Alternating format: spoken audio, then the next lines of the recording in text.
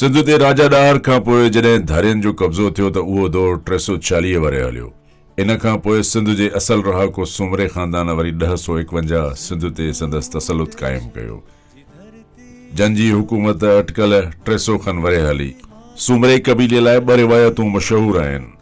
हिकु महज़ जज़्बाती आहे, जंहिं मूजिबि हुनखे अलवी ख़ानदान जे अरबी नस्ल मां शुमार कयो वञे थो। हिते कुझु वक़्त खां आम दस्तूर थी वियो आहे त सभु को पंहिंजो पाण खे ज़ोर मस करे वञी अरबनि सां शुमार करे थो। इन जा 2 कारण जवाबदार हुआ।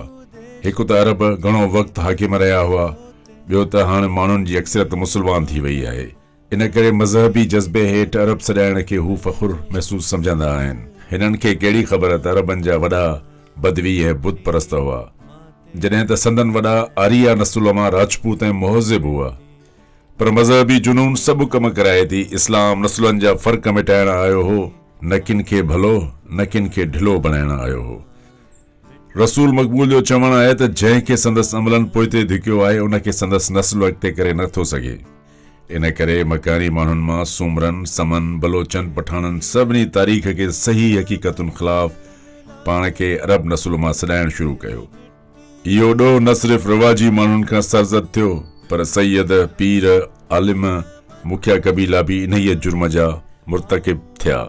ॿी रिवायत आहे त सूमरा आरिया नस्ल जे राजपूत शाख मां हुआ। संदन क़दीम नाला रस्म रिवाज पोएं नज़रिए जी हिमायत कनि था। हिननि जो दौर हुकूमत सिंध लाइ अमुन अमान, तहज़ीब, तमदुन जो सबब बणियो। संदन तख्तगाह तौर मोहम्मद तूर नज़दीक शाहपुर चाकर जा तालुका मीरपुर बठोरे में मेलन ताईं निशान अज़मत जो ज़िंदा सबूत ॾियनि था।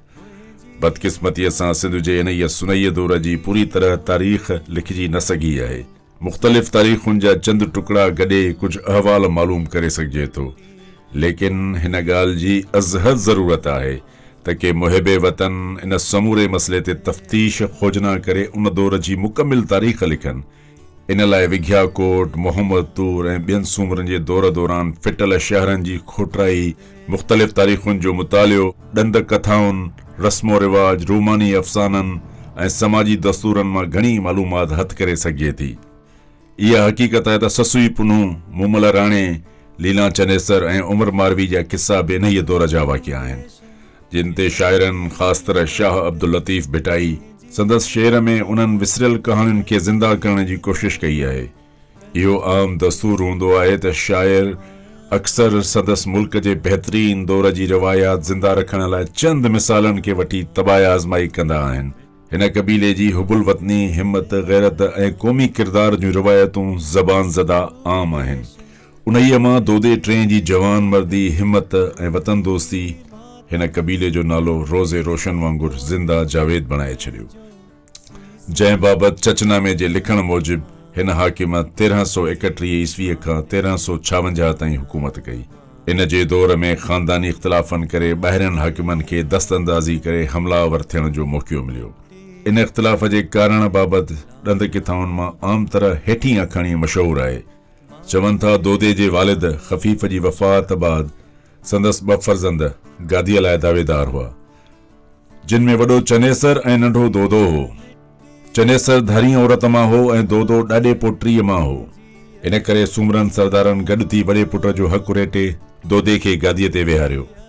इन फ़ैसिले तां चनेसर नाराज़ थी दिल्लीअ जे हाकिम वटि वियो। आम मशहूर इहो आहे त उन वक़्तु दिल्लीअ ते अलाउद्दीन खिलजी जी हुकूमत हुई।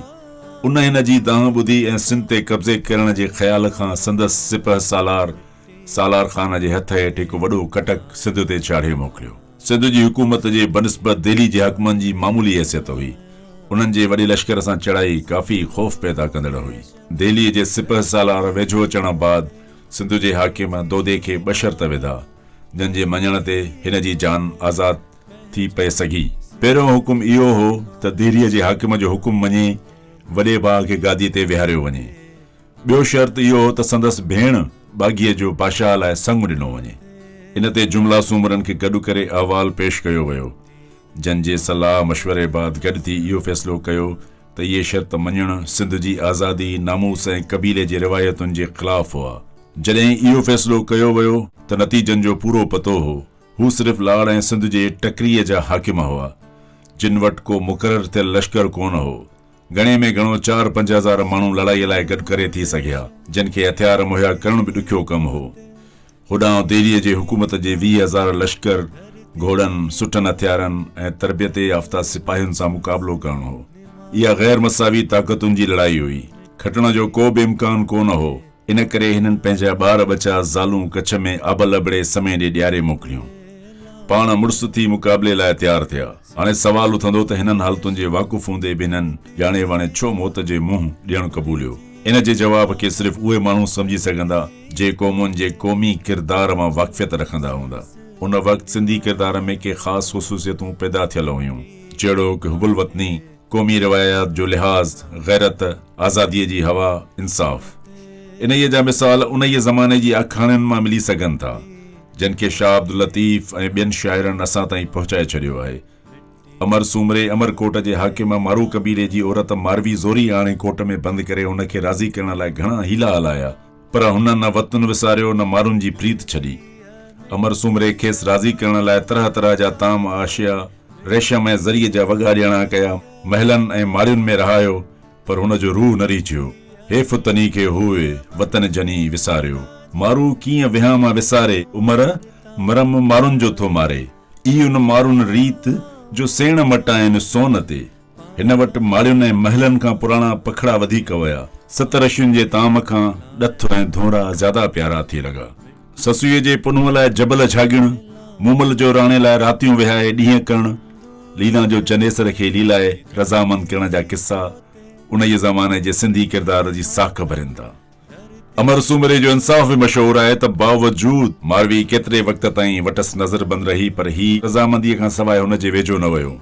नेठि मोटाए मुल्क मोकिलियईंसि। जंहिं क़ौम जे मर्दनि ऐं औरतुनि जो अहिड़ो किरदार हुजे, उन्हनि खे ख़ौफ़ ऐं लालच संदन सबीता सेर खां मटाए नथा सघनि। सूमरनि जी इहा हालत हुई त संग ॾेई जान ते आज़ाद करायऊं त 7 पीढ़ियुनि खे ते लॼायऊं।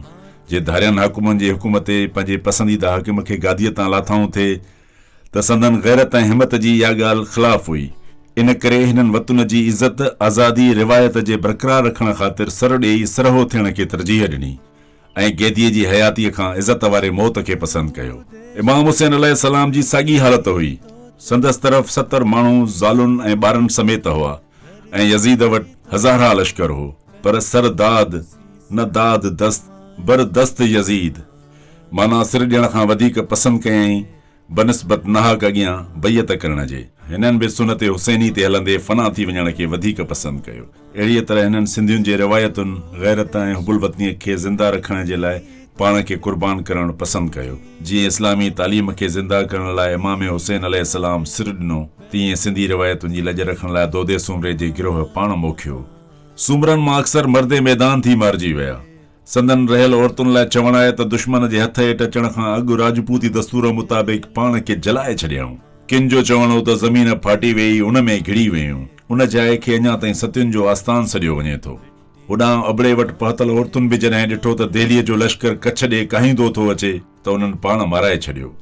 इन हिकायत बाबति तारीख़दाननि जा मुख़्तलिफ़ राया आहिनि। किन जो चवण आहे त अलाउद्दीन ऐं दोदो सूमरो साॻिए ज़माने में न हुआ वग़ैरह। जीअं त हिन घराणे जे दौर जी मुस्तनद तारीख़ लिखी कोन वई आहे, इन करे तारीख़ी नुक़्ता निगाह खां इन बाबति पूरी हक़ीक़त मालूम करणु ज़रा मुश्किल नज़र पियो अचे।